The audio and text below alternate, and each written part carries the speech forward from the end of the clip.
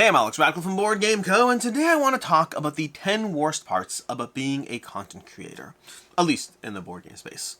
Now, make no mistake before we dive into this video, first of all, I will be doing a separate video about the 10 best parts about being a content creator, and more importantly, regardless of those two videos, understand that I love what I do. I love what I do, I love the job that I have, I love the life that I lead. I am incredibly grateful for every single one of you. This is not a complaining video, not by a long shot.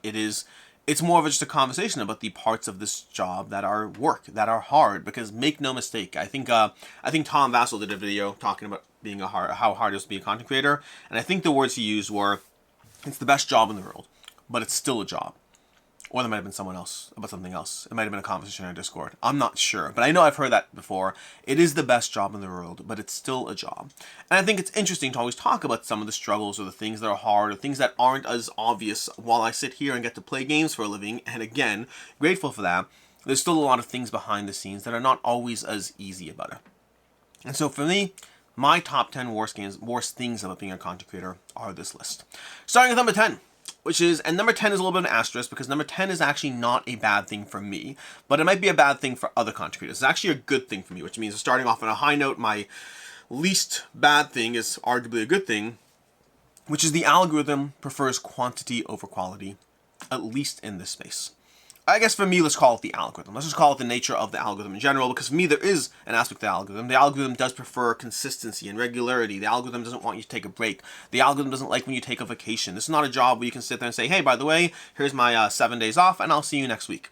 This is a job where if you take 7 days off, YouTube has to remember to care about you. The algorithm wants consistency, and that is complicated. The part that's not a bad thing for me, but is a bad thing for other content creators, is the algorithm prefers quantity over quality, at least in the board game space. And I don't know if it's true everywhere, but right now in the board game space, there are some fantastic channels that put out tremendously high quality content. And I feel they work so hard, and they put out such good quality content, and it's incredible, it's amazing. Like, if you ever watched one of Tim Chu's videos, like, you know how incredible some of the stuff is. And he's not the only one, he's just one that comes to mind at the moment. There's a lot of fantastic high quality content out there, but that's not what the algorithm cares about. Not as much. Right now, the algorithm prefers quantity over quality. It prefers to see people putting up regular content that's easier to make, and that's what people watch for. As much as people sit there and say they want, B-roll in their videos, the channels that get the most views generally are not necessarily always putting in the most work into the videos. It is not the way the algorithm puts things out, which means to a certain extent, it's not that you're punished for putting in more effort into your videos, but you're certainly not rewarded for it, and inversely that means that it's just not, the incentive isn't there. The incentive is to get on camera, talk about the newest Kickstarter, and talk about the newest hype games, and that's where you get the views. Putting out a great quality video on a classic title is going to get you less views than just the fact that you popped up on camera to talk about the newest thing on crowdfunding this week. And that is harsh. It's harsh for people who want to put in that investment in quality, and it's harsh even for people like myself who don't necessarily even want to, but feel like I should. In practical reality, I often shouldn't, at least not in terms of the maximum value of my time. So the algorithm is going to be number 10, the different ways the algorithm affects us. And again, from here is where we start getting to the things I care more about, because the 10 is kind of a throwaway. It's present. But the next 9, starting with number 9, is playing bad games, because you are the first wave.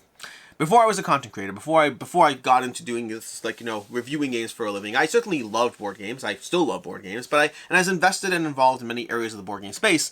But one of the things I didn't do nearly as much is I didn't play new games right when they came out. I backed things on crowdfunding, I did, so I had that aspect.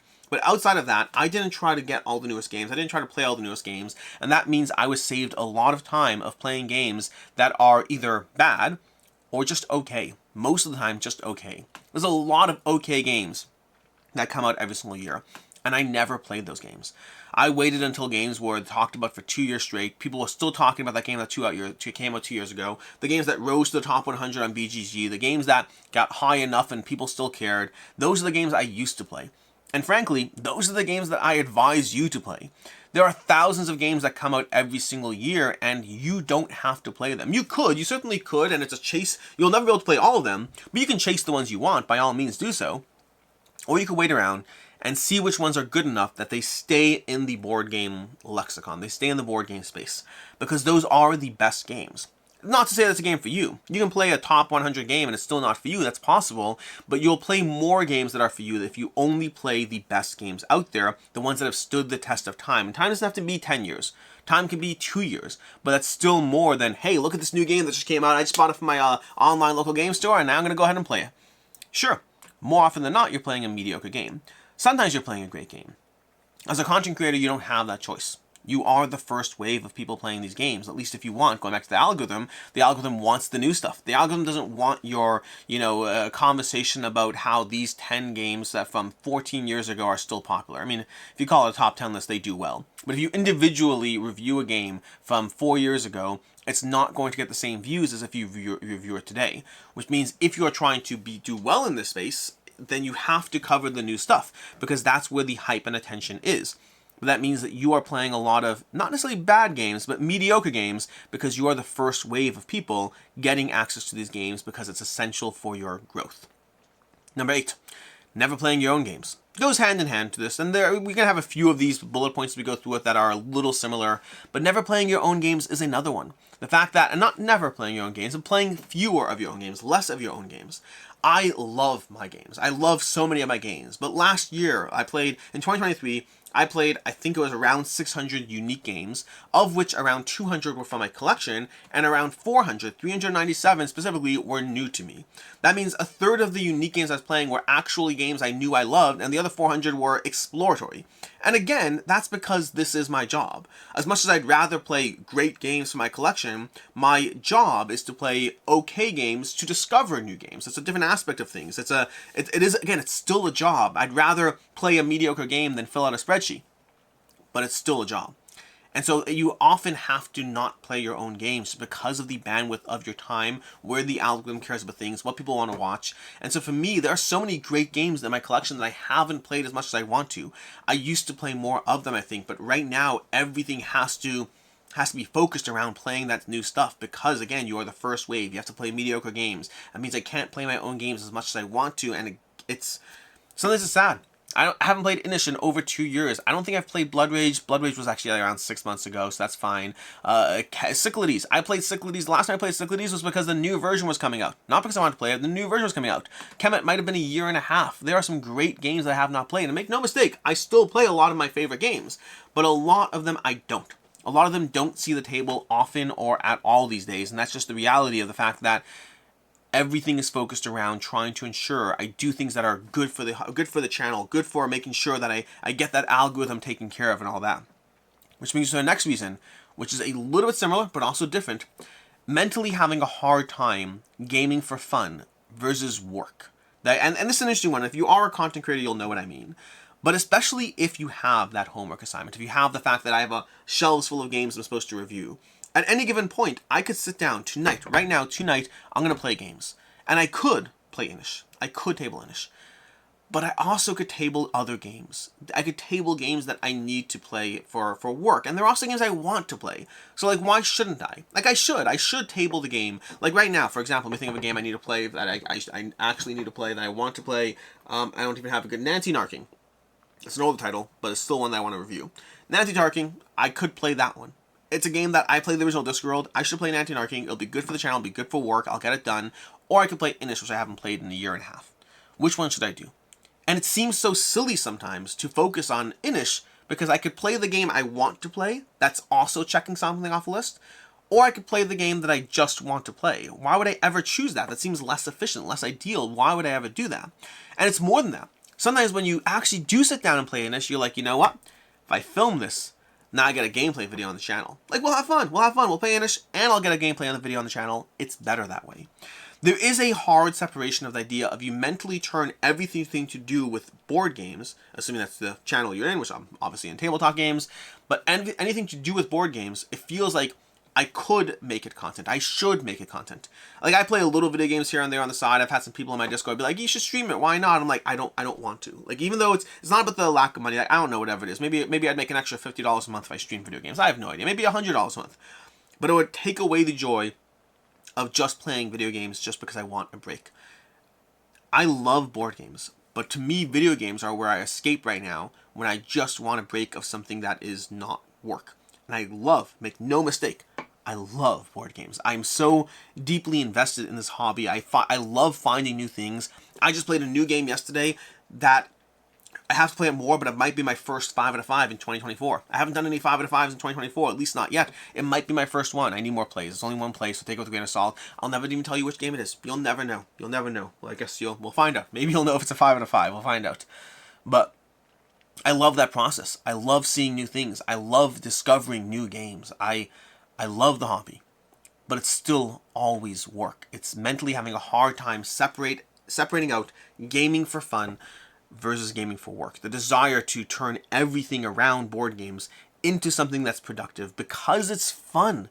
I have on my table today, I have How to Save a World. I want to play that. I have Fracture Sky. I want to play that. I have Dog Park New Tricks. I haven't played the base game. I want to play both of those. I love what I do, but it's still things I have to do sometimes.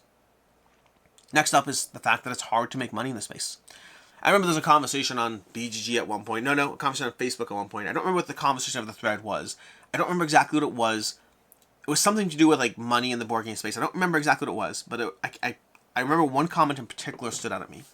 There was one person who commented that they started doing content and then they stopped because they realized that the people who make the most of the money, the top of the field in board game content creation, the top of the field, are barely having a job. That's the top of the field. In most fields, in most spaces you go into, the top of that field are millionaires. Whatever space it is. Top of the field in lawyers, top of the field in doctors, top of the field as a video game content creator, top of the field as a YouTuber in general, top of the field as any single thing. You pick any possible career, and the top of their field are wealthy. In board games, the top of their field are possibly doing this full time. Those are the most successful content creators. And most content creators are either making far less money than that. Many of them are doing what I do, where you have another job to supplement the fact that you're not making enough money from your full-time board game content creator job. Many others just aren't in the space and they have other jobs entirely, meaning some of them have jobs within the board game industry, I meant to say, and others have jobs outside the board game industry because they never really gave up their day job. There's a variety of people out there, but most people are not making it full-time as a board game content creator. And there's not a lot of money in the space. And many others are losing money. There are many smaller creators who continue to put money into new equipment, into new board games, into going to conventions, and they are losing money every single year, but they want to be here and they want to continue to grow. It is hard to make money in the space. This is a job. It's the best job in the world, but it's still a job, and it's a job that doesn't pay well either. It's a job that rewards you because you want to be here, and now you might actually be able to be here. But there's sacrifices that have to be made along the way to be here. And there's continued sacrifices, especially if you still have other jobs that have to bring in the money for you. The next one, I think we're up to five maybe, is that the time frame in which new content is desired means it's inherently less accurate than it should be. I did a video on this a few times, I'm sure, but I did one video in particular. I don't remember the name of the video. If I find, I'll link to down below. But the idea is that the best way to review a game, the best way, is to have the game, have it for, let's say, 6 months, play it on a regular time frame that you normally would, meaning you don't rush through it, you don't play it once, you don't play it 700 times, you play it at a reasonable time frame that a normal person would play their game. So maybe you play a table it now, maybe a table in 2 weeks, table at a variety of player counts, and suddenly 6 months later you put out a review on the game, ideally. That's not when people want a review. People want the review now. People want to know now your opinion on that game. And that means that inherently you are playing it in a less ideal way. You are often playing it fewer times than is ideal. You are often playing it, even if you're playing it more times, you're rushing them. The amount of times I've played a game where I was like, you know what? I kind of don't think I want to play that game as much. And you're like, well, yeah, no, duh. You played it 6 times in 2 weeks. What did you expect? You burnt yourself out in the game because you had to play it. As opposed to if you had paced yourself. Like Legacy of You, to this day, Legacy of You, if I had played it once a month, it might be a game I loved. I tried tabling it like multiple times over the first 2-3 weeks that I had it to like get content out to play the game, and it wasn't for me in that situation. And that will happen. The way a content creator has to engage with the game to get you the content at the point in which it's most helpful to you, because you're trying to decide whether you want it today, not in 6 months, means inherently the content has to be less accurate. And I find that so frustrating. I wish I could sit here and get a game in, and 2 years later put out a review, and that's when people wanted it. That's what I wish I could do. And sometimes I do, by the way. Sometimes games just take time. I just recently reviewed Ark Nova, finally, 2 years after playing it for the first time, because it wasn't a review copy, so I didn't feel a sense of obligation to the publisher to get it out earlier. It was just a game that I just eventually tabled, and eventually was like, okay, great, here's my opinion on the game. But it took time to develop that opinion. It took time for that opinion to solidify. I wish I could do that with every single game I played, but the reality is that as much as people want that accurate content, they watch the content that comes out first, which means that the time frame for new content is counter to the ideal, most useful form of that content. And I wish that conflict weren't present. I wish I could just give you the best, most informed opinion, not the one that's under a time frame that is different. I hate that part. Number 4, the cult of the new, being a salesperson. Again, kind of the same idea to a certain extent, but the idea that as a board game content creator, you are always incentivized to cover the cult of the new. You are, to a certain extent, incentivized to be a salesperson. Doesn't mean that you signed up there and you're like, okay, great, here's my referral sheet, here's all the things I do for you. But the reality is that you are getting games, you're getting games from publishers, and you're talking about those games. And you have to a certain extent, one of the things, I remember a question once I saw asked about, what's the difference between a content creator and an influencer? What's the difference between a board game reviewer and an influencer? And to me, the distinction primarily is an influencer is designed to get you to get the thing. That's what an influencer does. Even though the term is influence and an influencer could be positive or negative, in reality, when you use the term influencer, more often than not, it usually means someone who is trying to get you to buy the thing. Versus a content creator is trying to give an informed opinion around the thing. But regardless of which one it is, the reality is there's not as much critical content in the board game space as I would like, as you would like. And it's hard. I've gone to this in many videos before. I'm not going to heavily get into it a ton right now, but there's many, many reasons why critical content is harder. From the fact that it's hard to give critical content, from the fact that sometimes there's a paycheck in the mix, from the fact that people don't want to spend their time playing mediocre or bad games when they could be playing better games in general. So critical content is less frequent, but that means to a certain extent, even if you are giving actual opinions, I try to give actual opinions on the games I play. I try to sit there. My most common rating is a 3.5 out of 5. Most games are average. Most games are not great. Most games are totally fine. They are good. They do not stand out. That is the most common rating. But nonetheless, even while doing that, at the end of the day, most reviews I put out are not bad, and most reviews I put out are on new games, and that means that to a certain extent you are just basically a salesperson for the cult of the new. And that's true in every field, no matter who you are, what you're doing. If you're a movie reviewer, you're reviewing the newer movies, not the older movies. If you're a video game reviewer, you're reviewing the newer video games. That's true of any field in which there's any form of opinion around the content. But I wish, going back to that same aspect of I wish you could just put out all the stuff, I wish I didn't have to cover Cult of the New. I wish Cult of the New was a choice. There would still be Cult of the New on my channel because, hey, I like new games just like you like new games. I want to see new games, but I wish that pressure wasn't present. There are some channels that have made their bread and butter almost around kind of specifically tackling, Lord of the Board, for example. Lord of the Board is a fantastic channel where he does deep dives into certain games, deep strategy dives into certain games. That's one of the things he does. And I think it's such a good way. The tricky part is it's hard to necessarily build an audience as much around all these things. He's doing very well, make no mistake. But I think sometimes there's something interesting about being able to really dive into a single game, being really able to dive into all the titles. Something that's different about the video game space is you often have content creators who are dedicated to that one game. The dedicated Minecraft, the dedicated CSGO person. You have dedicated content creators around specific games of video games. The board game space isn't that large. We don't have specific games that you can build an entire channel around. It's very hard to do so. You have to be covering the new things all the time. The same way that CSGO might be a hobby. The same way that Warhammer might be a hobby. Board games are a hobby. Ticket to Ride's not a hobby. Five Tribes isn't a hobby. Castle of Burgundy's not a hobby. Heck, even Gloomhaven is not a hobby. Board games, as a general category, are a hobby. And to that extent, the same way you might have that Hearthstone content creator who covers every new Hearthstone set. That's how they embrace the cult of the new. Because our hobby is board games, we have to cover all the new games to be interesting. And that means you always are covering new things and talking about new things, and it's a chase. It's a chase that never really ends. Number 3, the inability to make everyone happy. And that's just a harsh fact of life. And it's something you have to be mindful of as a content creator as to where you direct your energy. Do you direct your energy to the people that appreciate you, or do you direct your energy to the people that don't? And ideally, you should be focusing energy on the people that appreciate you. And something I always frequently have to remind myself of, because you'll go through comments and you'll get comments from a whole bunch of people who like the content you put out. And I'll reply to those comments, but then you'll get a comment from someone who doesn't. And I want to invest more energy into countering their point or talking to them. I have to remind myself not to do that, or at least not do that frequently. But in general, in life, if you put yourself on the internet, you're not going to make everyone happy. Pick any content creator you want in the board game space. They have passionate fans, and they have passionate people who are not interested in what they have to say. And that's fine. That's life. You're going to have that. But I am a people pleaser. By default, I am a people pleaser. I like making people happy. And when someone doesn't like what I do want to explain to them. And make no mistake, it depends on the person, depends on the reason. If someone says, hey, I just don't like you, fine. I don't care. I genuinely don't care. I'm not even like, that is what it is. But if someone says something I disagree with, I want to convince them that they're wrong. If they say something about my content that doesn't reflect what I believe to be true, I want to spend time convincing them, no, like that you got the wrong idea. Like here's the things that you should know that are different. And as someone who's naturally a people pleaser, as someone who wants to like explain my point of view to anyone I ever talk to, it is hard to be on the internet, to be a content creator, and be in a situation where you can't make everyone happy all the time. It is what it is. I've accepted it. Again, you won't be for everyone. In the board game space, there are so many content creators, and you know what? I appreciate many of them. I don't watch many of them, and some of them I actively don't like. Well, don't like harsh. I don't like their content. Some of them I actively don't like their content.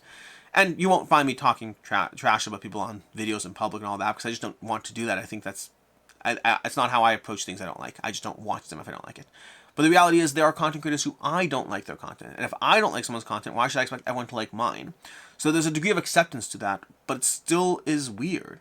Usually in life, we have the opportunity to put ourselves in situations where we are surrounding ourselves with the people who add value to our lives and not the reverse. That's usually how it works. You find someone you don't jive with, you don't spend time with them. That's not as true on the internet. On the internet, you find you're putting yourself out there. You in any way express an opinion, and you are inherently catering to the people who like you the most, and weirdly enough, the people who dislike you the most. There's a nice range in the middle where they just don't watch your content like they should. Like that's the right approach.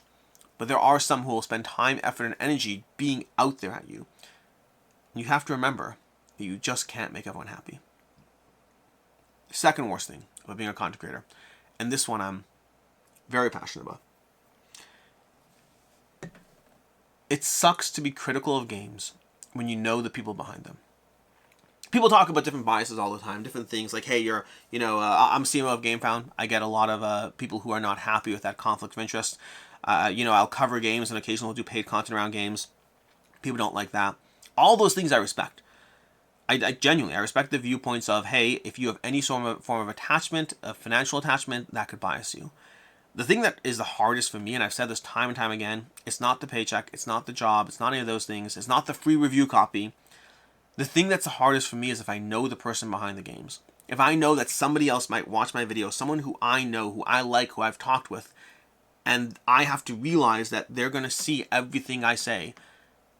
And I have to really not just believe it, but I can't have a personal conversation. Like, how do you tell someone hey, by the way, I like you, we've talked, we've interacted, but I didn't like your game and I just told my audience that. And that's my job, so I do. But it's such a sucky feeling. It's not a good feeling. I always appreciate designers who reach out and say, oh my gosh, I'll get a lot of comments and videos from designers. I may be like, oh yeah, it's a decent game, it's a 3 out of 5. And I'll get a comment from the designer or the publisher being like, thanks for trying it. I appreciate that's not for you, but thanks for trying it. And I love that. It's not their responsibility to make me feel better about myself, but that does make me feel better. I'm like, okay, good. You're cool. You took it with you understand the position I'm in, and you understand that I have to give critical content when I feel that way. But I appreciate that. But there are other people who don't appreciate it. There are people who I used to be friends with who don't talk to me anymore, and I'm pretty sure it's because I didn't like too many of their games over time. There are publishers and companies that won't work with me anymore, and I'm pretty sure it's because I didn't like too many of their games over time. And there are some companies who I might like all of their games, and I don't like a single one, and they walk away. That happens too, and that just means that they have very thin skin. But, if I like most of your games, you should give me a little grace. But nonetheless, it is very hard to be critical when you know someone is on the other side watching that content and possibly having their feelings hurt. And it's the feelings that matter more. It's not the business interests. The business interests suck. It is what it is. But if you're worried you're going to sell fewer games, that's not the issue I care about.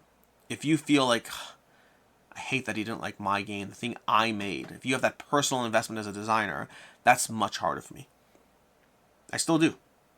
But it's much harder. I don't like it. It's my least favorite, my second. Maybe it should be number 1. It's my second least favorite part of the job on this video, but maybe it should have been number 1. My actual number 1 for right now is the one area of content creation where I worry about burnout. On a regular basis, all people who are worried about burnout, especially if you're a Patreon or Ko-Fi member, every once in a while I'll have a video update behind the scenes where I'm like, I'm tired, I'm working too hard, I'm traveling too much, and I'm just exhausted. I'll have those behind the scenes updates. And I always tell people in all these videos, don't worry, I'm fine, I know my limits. I do get energy from talking to the camera and telling you that I'm having a tired day, but I know my limits for the most part. I think I do, at least. The one area that I think I'm experiencing burnout as a content creator is prototypes. Dear Lord, I hate prototypes. Like, I have grown to resent prototypes in general. Now, sometimes I power through that. Whatever the situation or game is, sometimes it's a game I want to play enough that I power through my dislike of prototypes. But most of the time, prototypes, whether paid content or unpaid content, prototypes are the most amount of work and my least favorite way to cover a game. They often have issues, rules. The rules, very often they're like a Word document. They're hard to read through. Even when you can read through them, even if they're well presented, they often have more mistakes, more questions, more things that haven't come up because it hasn't gone through the extensive testing that the game should go by now. Hasn't gone through the level of proofreading it should. They'll have components missing, issues with production or whatever it is. They often have, the timelines for the most part. And timelines to a certain extent are a good thing because I don't really miss deadlines versus non-deadline board games because I sit in my collection for 2 years. But in general, prototypes are the one area where I sometimes feel a little burnt out as a content creator. And again, I have grown more selective. If you're sitting here watching this video and you're worried about burnout, I have grown more selective with what I take on because of that. And if it's paid content, it's a little easier. Frankly, spending hours and hours and hours of your life on a rule book that is brutal and hard, it is easier when you're getting a check for it. It is. I'm not going to try to hide that. It's sometimes when you're putting in that much work in something, it is better if you're getting paid. It feels like a job, and at least it's treated like a job. Versus there's so many games I say yes to because, well, I don't want to let people down. The game looked interesting. I didn't know how bad the rules would be until it actually showed up. Those things do happen all the time, and it can burn you out so hard. It can make you feel exhausted. Like reading, 2 weeks ago, I read an 80-page rulebook for a game and played it. I read an 80-page rulebook and played it for a game that canceled in the first week. Like, it's so much work. It's so much work, and it wasn't paid, by the way. It was I offered to review the game. Like, these things happen. And it's so much work for the least amount of return. It is, prototype rules are a pain. And again, make no mistake, I appreciate having access to these games. In many cases, I'm thrilled. In many cases, I power through the rulebook that I hate because I want to play this game that I want to try. So there are perks, and we'll get more into the perks in my top 10 best parts of being a content creator. But the one area that I feel burnout on is the amount of bad rulebooks or prototype copies that have issues beyond issues that I have to engage with for the sake of the content.